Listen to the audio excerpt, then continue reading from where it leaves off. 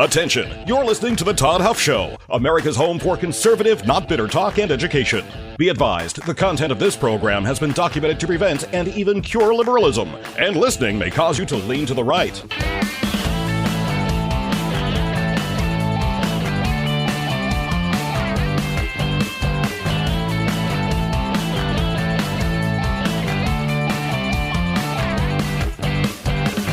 And now, coming to you from the Full Suite Wealth Studios, here's your conservative but not bitter host, Todd Huff. Well, my friends, just like that, the D.C., the District of Columbian Police Force has decided they're no longer going to be basically a sanctuary city. They're going to at least not oppose the efforts put forth by, they're going to cooperate basically with ICE and federal authorities when it comes to folks who are here illegally.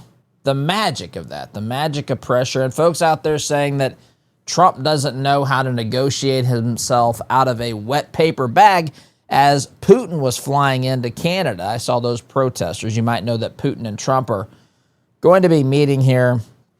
We'll hear more and talk more about that once we have more information about that. But people are still saying Trump can't negotiate himself out of a paper bag, blah, blah, blah. But look at what's happening out there, my friends. I want to talk a little bit about a couple things. One, I want to talk just briefly about the number, the population of illegal aliens living in this country. What has happened to that number, according to research in the past, since Trump took office, since January? It's astonishing. I mean, it's exactly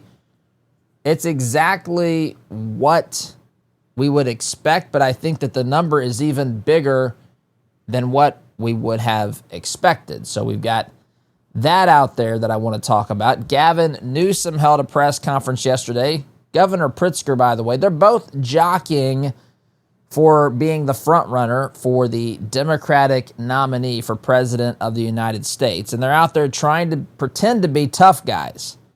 Gavin Newsom held a press conference. I've got some sound bites from that. Gavin Newsom's trying to lead the charge on blue states redistricting, which I don't know what's left for blue states to redistrict. I think that they've pretty much squeezed as much juice out of that lemon as they possibly can. But they have Gavin Newsom's out there calling for more blue states to join in the redistricting so as to offset what might happen in Texas, what might happen here in my state of Indiana. I think I saw that Trump is looking at Missouri and splitting up. Well, of course, the state has to do this, but talking or researching or maybe beginning the process of lobbying, splitting up the districts serving the Kansas City, Missouri area to get more red districts in Missouri. Those are the possibilities. That's where we're headed. I've got some interesting little side stories that kind of fit into there as well that we'll get to in due course, my friends. Before we get started, this program is brought to you in part by our friends at Soul Tea. Soul Tea is an all-natural supplement that has been clinically proven, scientifically proven to improve your heart health. It lowers cholesterol. It has done that for lots of folks. May be able to do it for you as well. As you age, as you think more about your long-term health, you think about important, vital parts of your body, like your heart. This is a great place to start. It lowers cholesterol. It's good for your heart. It's a supplement. It's not a drug. It's safe. I take it. Go to soltea.com, SOLTEA, to learn more. Poke around, read about it. But you can learn more there. You can also get the product with my name, Todd, as a promo code, as a discount code, and you're going to save 50% off your first purchase and get free shipping on top of that. This is a very affordable, very good first step in taking care of your heart health. Soltea.com, promo code Todd. All right, I want to start here. I mentioned off the top that I just want to spend a little bit of time here. I mentioned this in today's Todd Talk, which you'll be able to hear on the web. We've changed some things. I think it's still on the website. But here we go. You can at least read the short Todd Talks on the website. So this is from the Center for Immigration Studies. Now, there's a lot of information in here. The overall study finds by analyzing, researching the raw data from the Bureau of Labor Statistics Household Survey. That's officially called the Current Population Survey. That's not the official census, but there's surveys to give us data and information in between those censuses, which are taken every 10 years. After analyzing that, two numbers are reported here. First, analysis of the CPS data shows that the total foreign-born population of all ages, both in and out of the labor force, declined an unprecedented 2.2 million from January to July, the largest six-month decline within the same year. Non-citizens accounted for all of the fallout in the total foreign-born. The naturalized, listen to this too, the naturalized U.S. citizen population has actually increased some since January. So legal citizenship, naturalized citizenship is increasing. Folks that are here illegally, decreasing. We preliminarily estimate, says the Center for Immigration Studies, we preliminarily, boy, it's a tongue twister, estimate that the illegal immigrant population declined an astonishing, you ready for this? Since January, 1.6 million people. 1.6 million people. They estimate that to be approximately 10% of the overall illegal immigrant population in this country. Some people think that there's a higher number of illegal aliens living here, which would make that a smaller percentage, but that is a significant amount of people. So now they say after the decrease, there are 14.2 million illegal aliens residing in this country today, as in comparison to what would that be? 15.8 million that they believe were living here in January. Confirmation of the decline in the illegal immigrant population can be seen in the 10% decrease in the number of non-citizens from Latin America who indicated they arrived in the U.S. in 1980 or later.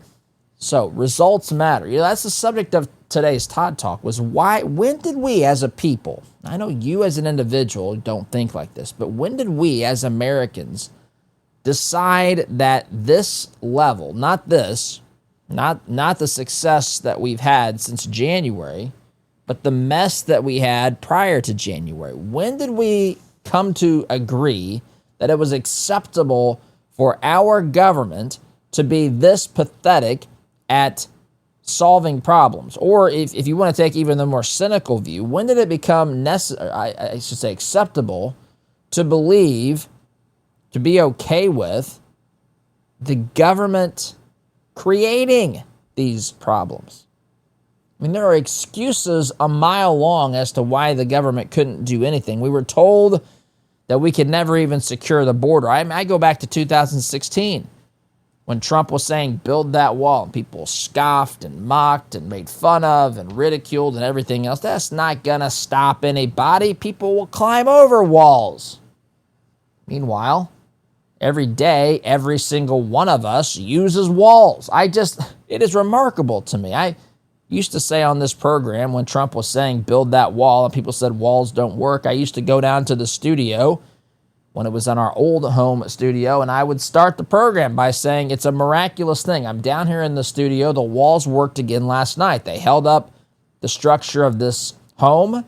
They kept in the summertime, the hot air out, the cool air in. They kept in the wintertime, the warm air in and the cold air out. They kept out, we lived, it was a wooded property. There was woods that came up to the back of the house. It kept out all of the wildlife that was back there, the raccoons and possums and chipmunks and whatever else, coyotes, deer, kept them out. I was amazed. And on top of that, there was a door in the wall. You know, you cut a door into the wall and you can open and close the door. The door was big. The door was beautiful, as Trump likes to refer to a big, beautiful door in the wall. And it worked. Walls work. Reminds me, I said this of a Seinfeld. Again, it's not just walls, right? There's other things that have to happen. I said that from day one. Wall meant physical wall, but it meant more, right? It meant securing the border by increasing technology, surveillance, more personnel. It also meant eventually, once we secured the border, we were going to start deporting people, and this is what's happened. It is a remarkable success. I started to say it reminds me of a Seinfeld. Most things do. But one of my favorite Seinfelds. George had a girlfriend who was administering IQ tests. And so George found out Elaine had a very high IQ. So George was going to go over to take an IQ test, sneak out of the apartment in the room where she had set him up. His girlfriend had set him up to take the IQ test, give the test to Elaine. He was going to then sneak back into the room and then hand the test that Elaine had taken on his behalf to impress the girl with how intelligent George was. Well, of course, as it always did, these things fell apart, and George had to admit that he still lied, but he said he went to the coffee shop to take the test, and she said, "I didn't see you leave." And he said, "Why do you mean?" And she said, "Well, I was sitting out by the door and I didn't see you walk by." And he said, "What do you mean? I didn't need to take the door. I've got a perfectly good window right here in the bedroom that I went in and out of." And regardless if it's a door or a window, he didn't walk through the wall is the point. Walls work, and what Trump has done has worked. It is a demonstrable fact. There is no more arguing about it. Now, if you look at the argument is whether or not Trump should be doing these things. But again, it's just fascinating to me to watch this. You actually have Democrats who are arguing for people who are here illegally, without permission, in violation of the law, to be able to be allowed to stay for reasons that they cannot articulate. They'll say things like, well, they've been breaking the law for a long time. They have families here. They haven't broken any other laws. In fact, they'll start saying ridiculous things like, it's actually safer. If this whole country, if all the white men were moved out and we just moved in illegal aliens from Central and Latin America, the crime rate would basically go to zero. We wouldn't have to worry about Washington, D.C., because we'd fill it with people who are better at not committing violent crime, all this is idiotic nonsense.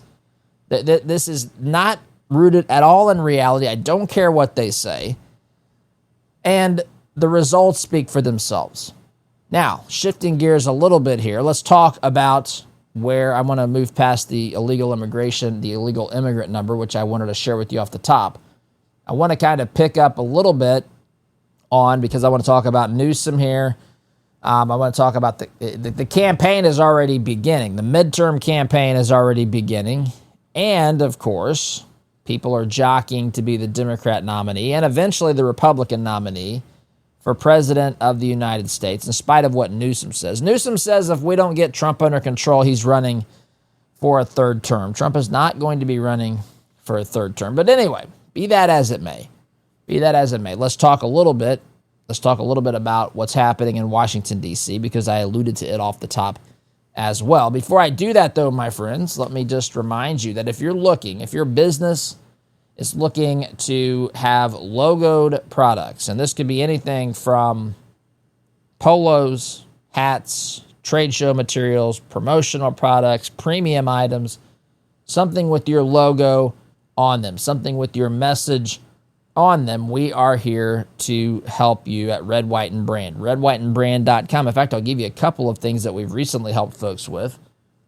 One, we've got a company that needs, I say we because it's a division of the show. It's one of the ways that we keep things moving forward here with our overall business and growing and increasing the reach of this program. But Working on some logoed shoe covers.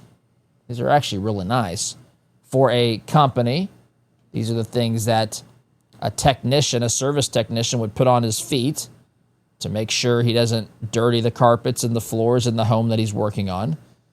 Also, of course, I've done some hats. We're doing a custom product for a nonprofit. It's a desktop item that is a door that is part of a campaign, a fundraising campaign that we're working on as well. And that's just, obviously, there's other things that we can do as well. But that just gives you an idea. redwhiteandbrand.com is where you can go. Promo code Todd saves you 10%. And if you order online, you'll get free shipping as well. redwhiteandbrand.com, promo code Todd. All right, so let's talk now a little bit about Washington, D.C. I alluded to this off of the top. This is the dailywire.com. I have to pull this back up because I put it aside. Let's look here. Headline of this piece: Trump effect, D.C. police will break from sanctuary city policies, will cooperate with ICE. Members may assist federal immigration enforcement agencies with the following: sharing information about persons not in MPD custody. On Thursday, that would have been yesterday, my friends, following President Trump's determined violent crime crackdown in Washington, D.C., the city's police department has decided to break from its existing policy as a sanctuary city to cooperate with immigrations and customs enforcement, that, of course, being ICE. Now, really quickly, what's a sanctuary city? I say this, I know most of you know this. You might know what it is in theory, but not specifically. But basically, a sanctuary city is a city, and this can be a state too. It's an opportunity for people on the left to virtue signal. This is where they say, look, we're all human. No one can be illegal. If you've been living in our community and you're undocumented, right? That's the term that they like to use. You're undocumented. You don't have your legal papers. Trying to make it sound like it's no big deal.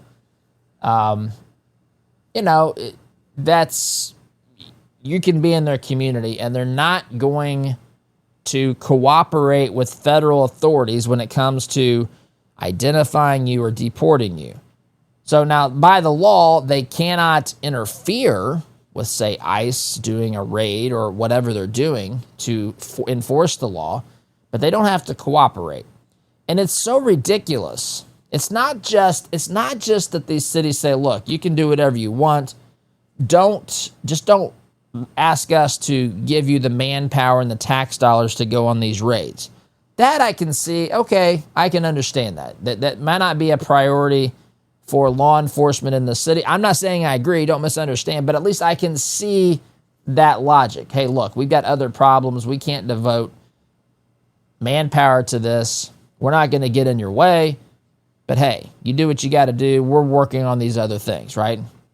In D.C., for example, they could say, look, we're fourth in the nation in homicides, so we're trying to figure out how to keep people from murdering people and to hold to account those who did murder people, solve these murders, call people to justice, and all that sort of thing. But that's not where this stops. It's actually very petulant. In fact, as I think about it, these aren't sanctuary cities. These are petulant cities. These are crybaby cities. These are toddlers throwing a tantrum cities. Because what happens is, if they get someone that they know that ICE wants, there's been examples of ICE calling these cities, these law enforcement agencies, hey, I see that you picked up, this individual. This is some person that we've been trying to find to send through the deportation process. We'll come by and pick him up tomorrow at 3. No, you won't, because the law enforcement will release him onto the streets and not tell you, not cooperate, not answer the call, not return the email, none of this stuff. And so they're trying to do everything in their power to provide sanctuary. Now, that is an accurate term in that sense, but it's sanctuary for people who aren't supposed to be here. So you could say it's an illegal sanctuary, an illegal protection of someone. They don't have the right to be here, and they're trying to protect them. And so Trump has said this stuff is going to stop. We're not going to have this. These things, when you look at safety in cities and illegal immigration, in spite what the left tries to tell you, these things go hand in hand, my friends. They go hand in hand. I mean, especially when you talk about the worst of the worst. I mean, these are people who are drug dealers, who have been in human trafficking, who have violent histories, who are members of gangs like Tren de Aragua or MS-13. Sanctuary cities are protecting these individuals. And Washington, D.C. was, until Trump increased the pressure and took things over, and they realized, look, he's not going to just step aside here, because part of the problem in what D.C. is doing when it comes to local law enforcement is that they're not really addressing people who are criminals and who are illegal aliens. And so Trump said there's not going to be any more of this. I'm taking over. That's not the sole reason. Don't misunderstand me. It's a big part of it. A big part of it. So, back to this article. Sanctuary cities, it says, generally restrict local law enforcement from notifying federal immigration enforcement authorities about individuals not in custody. Sometimes it's in custody, by the way. Sometimes they literally, I've read the stories. Police have to pick these people up outside the courthouse in the parking lot because they refuse to hold them until ICE comes in and there's a peaceful and safe transfer of someone who has been detained. They'll release the person when they know ICE is trying to apprehend the person. Some examples include Boston, Chicago, New York City, San Francisco, San Diego. A press release signed by Washington, D.C. Police Chief Pamela A. Smith stated, quote, effective immediately, members may assist federal immigration enforcement agencies with the following: sharing information about persons not in MPD custody during traffic stops, providing transportation for federal immigration agency employees and detained subjects, NBC4's Mark Seagraves reported. So now we've got D.C. caving after a few days on the sanctuary city policies. This is great for law and order. This is what needs to be done. By the way, if the left doesn't like the law, then try to change the law. You can't prevent law enforcement from doing their job and enforcing the law, which is exactly what Trump has been trying to do. I have to take a time out, my friends. Sit tight. You're listening here to Conservative Not Bitter Talk. I'm your host, Todd Huff. Back in just a minute. Welcome back, my friends. Let's be honest, when your financial world starts getting a little more complicated, you need more than one-size-fits-all advice. That's where Full Suite Wealth shines. Their team specializes in working with families and individuals at your level, offering personalized guidance that goes far beyond the basics, far beyond mutual funds and investments and things like that. This is once your financial world becomes just more complicated, big enough to where you need to have people help you manage your investment portfolio and protect your legacy. So, from private equity and private credit to options, strategies, and coordinated legal planning, Full Suite Wealth helps you see the big picture and make confident decisions about your legacy. It's about having a dedicated team, helping you, guiding you every step of the way so you can focus on what matters most: your family, your goals, your future. Want real financial confidence in your financial life? Well, visit FullSuiteWealth.com. That's FullSuiteWealth.com. Build your legacy, secure your future. So, I want to shift gears a little bit here. We're talking about the success that Trump has had. We're talking about, I say the success Trump has had. This is success for the American people. These are the outcomes that need to happen. I mean, all we're basically doing is cheering on an individual who has decided that the status quo that we have been told is normal and acceptable and reasonable and good and maybe even worthy of awards and special recognition for these politicians who have driven this nation headfirst into the ground for decades. Trump says that's unacceptable. It's unacceptable with what's been happening on the southern border. It's unacceptable with what's been happening in crime in our nation's cities. It's not going to happen anymore. And Trump is deporting and securing cities, making that, well, in the case of D.C., making it safer, getting rid of violent criminals, and, oh, by the way, getting rid of Democrat voters who are here illegally as well. So he's cleaning up the city, and he's also realizing, look, as I say this, as I shift now to the thinking, the political thinking, not just what needs to be done for the nation, but now Trump's thinking, this is the way I see it.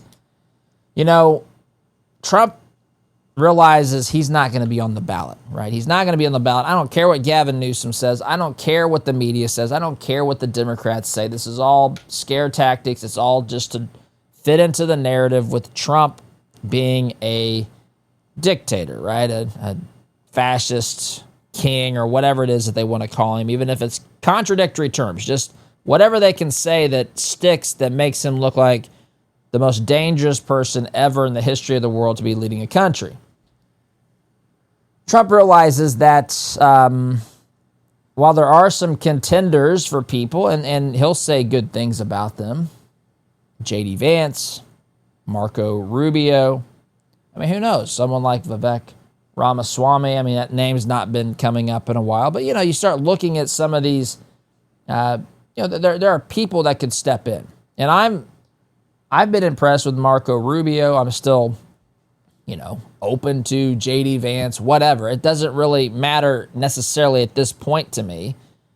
But Trump realizes that, I do think he realizes this, that he is not, of course, going to be able to run, and he's not going to run. And so there's not going to be another Trump in our lifetimes. I don't know that there will ever be another Trump, at least for a long time, in this country anyway.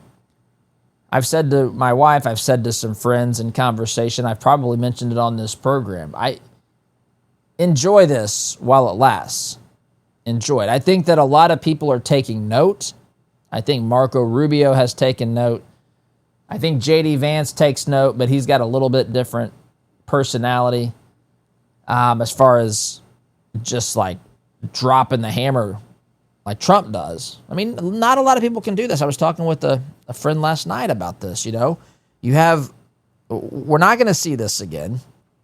Trump's political instincts are unbelievably good, and his ability to navigate multiple things at a time and to not be bothered by the negative attacks against him. In fact, I think he's almost energized by those. This is so different from how the average person functions. It's really hard for most people to get inside of the mind of President Trump when it comes to that. And so I think as he's thinking about this, he knows who the Democrats are now. I don't know if he really did the beginning of his first term. I think he learned in his first term. I also think that 4-year intermission when he lost in 2020, I think I said it at the time back when he lost, but I said they're going to come to regret. I think if Trump wins in 2024, which he did, I said this back in 2020, probably 2021, I think the Democrats will, if given the choice, will have said we wished Trump would have been president in 2020 versus 2024. Because he had 4 years to pause and to think and to really strategize and to get things together and to say, I just don't care about certain things. I'm going to hit the ground running. They gave him more preparation time. In hindsight, I hated those years that Biden was president. I hated the Obama years too. But I love the reality that I think it created a more, a refocused administration. One who's, we're August, so 8 months in, is that right? 7 months in? We got a ways to go here. But we don't have a whole lot of time before the midterms. which could stop a lot of what Trump's trying to do. So he's thinking about the midterms. I think he's thinking about how do we continue when I'm not in the picture. I mean, Trump is a one-man political machine. And it's going to take a team of multiple people to even come remotely close to what Trump's able to accomplish. Now, who knows? I mean, things could change, and I don't know. Maybe some of this opposition is really going to be damaged in such a way that they're going to lose political power to really be able to stop him with some of this crazy stuff. Who knows? That's left to be determined. But Trump's strategizing. He's thinking about what to do next. He's thinking about, hey, we've got to keep Congress. We have to be willing to step in and make some tough political calls, like this redistricting stuff. It's not going to be popular. There could be some backlash, but Trump doesn't make any. I mean, he's not pretending like it's something it's not. He's telling people openly, which I love, which is refreshing to me. He says, look, we're trying to win.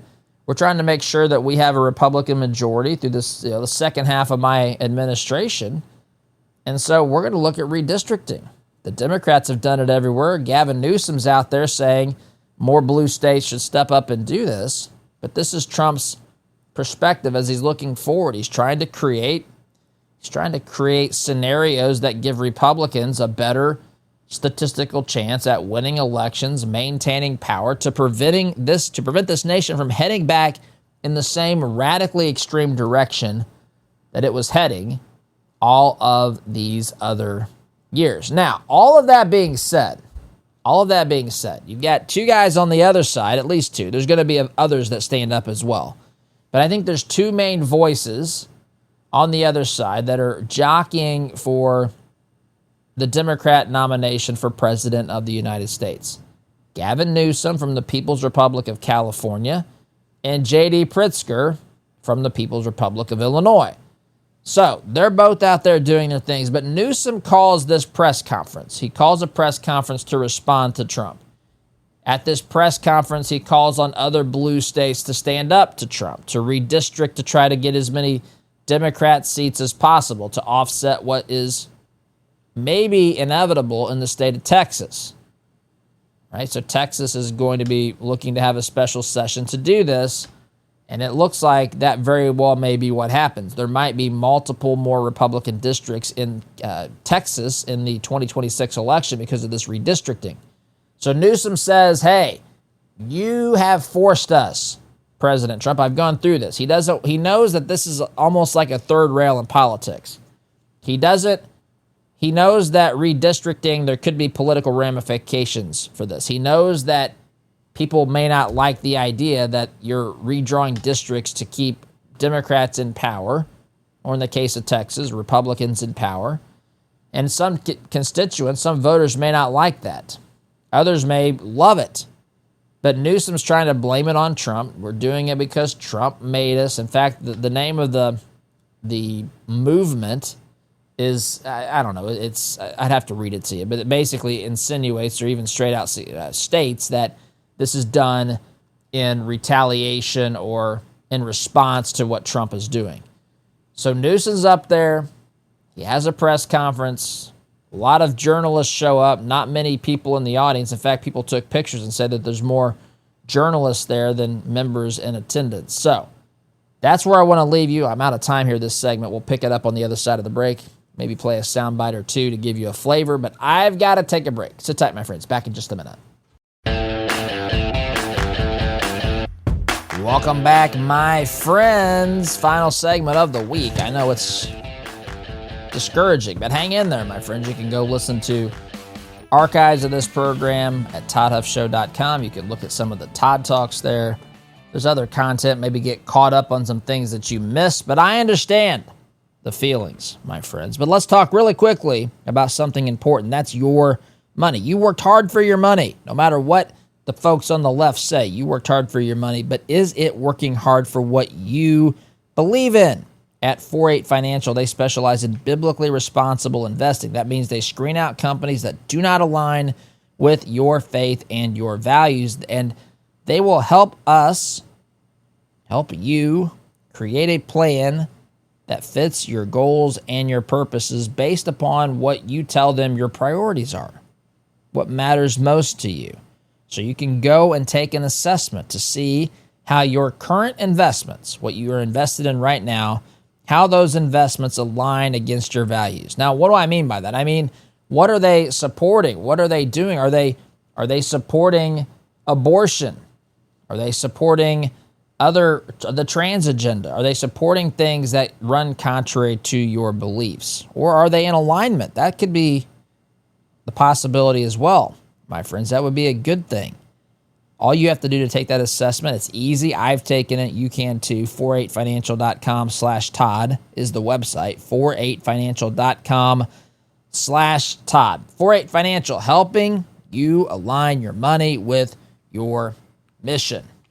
All right, so that being said, I told you I'd get into this in the final segment. Do as much. I set the stage for Gavin Newsom. I said that he had a press conference. I said that there was more, people had taken pictures and said that there's more media and folks that are part of this than actual attendees.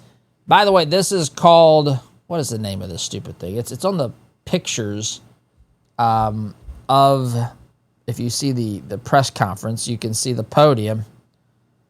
The podium, it's, I'm trying to think, it says the Election Rigging Response Act. That's what they've called this because they can't take the blame. They want to say we're responding. Trump made us do it. Trump made us do all the bad things that he's doing. He made us do them. We didn't have any choice. The devil made us do it, which of course they'll say is Trump. And so they didn't have any choice. This is temporary. This is different. This is different from what Trump's doing. We have to do this in response because I guess there's some unwritten law somewhere that says Democrats are entitled to a certain number of seats. Republicans are entitled to a certain number of seats, and that's how this is supposed to be done. But that's not how it's supposed to be done. This has actually been done by politicians for a long time. California is overwhelmingly Democratic districts. There's not many more blue districts to squeeze out of there, but they think they can get 5 to offset Texas. But, I mean, do this at your own peril, Newsom, because now this is going to give more fire to Republicans who are looking to do this in other states like Indiana, maybe Missouri. I don't know. There's others as well. This, when it all shakes out, is probably going, if these states go through with redistricting, this is probably going to favor red states more than blue states. Blue states have already done this, and they've done this sometimes under the guise of some independent council or committee, some blue ribbon commission, a non-political, nonpartisan groups that they tell us about that always somehow find ways to favor the Democrat Party and the left. But I think that this is potentially going to help Republicans. If Republicans have the ability to see this through, then it could help the Democrats. Anyway, I don't have a lot of time here. I just want to give you a flavor of some of the things that Newsom's saying as he's trying to also simultaneously kick off his presidential campaign. But here he is making comments at this press conference about why California is going to be doing this Election Rigging Response Act, which is effectively the same thing that Texas is trying to do to redistrict to get more in Texas Republican districts, in California more Democrat districts. Here's Gavin Newsom making the case from the podium. It's Liberation Day in the state of California. Senator Schiff said, woo! Senator Schiff, yeah. Donald Trump, under you have investigation. poked the bear, and we will punch back. And here we are, an open and plain sight before one vote is cast in the 2026 midterm election. And here he is once again trying to rig the system. He doesn't play by a different set of rules. He doesn't believe in the rules. What a dumb thing to say. He does believe in the rules. That's why he's asking Texas to do this. By the way, if it's against the rules for Texas to do this, how are you doing this?